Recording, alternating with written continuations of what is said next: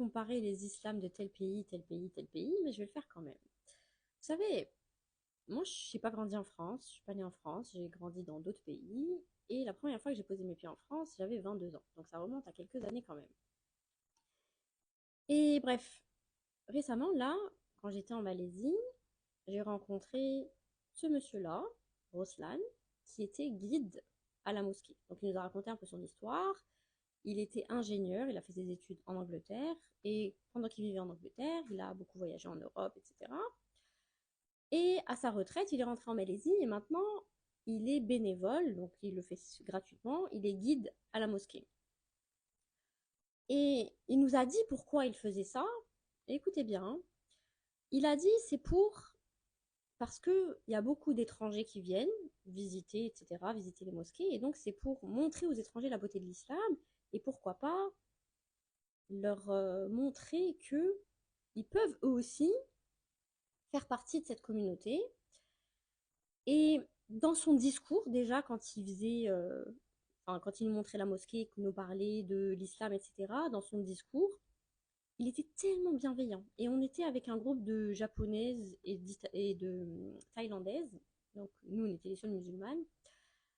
Il était tellement bienveillant. Il était tellement. Même quand il parlait de sujets un peu épineux, il savait comment parler.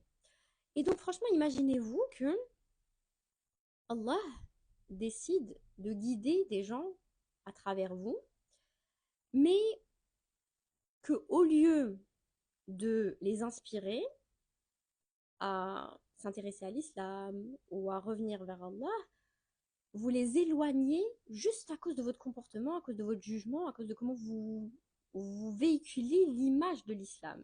Et je ne généralise pas, évidemment. Heureusement, il y a beaucoup de personnes qui montrent une bonne image de l'islam.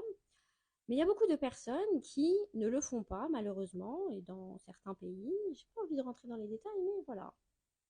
Donc, faites attention vraiment, parce que imaginez-vous que vous perdiez justement l'opportunité d'inspirer quelqu'un, de revenir vers Allah, juste à cause de votre mauvais comportement ou du fait d'être trop dur et de montrer une mauvaise image de l'islam qui ne l'est pas au final, qui n'est pas cette image-là que beaucoup de personnes montrent.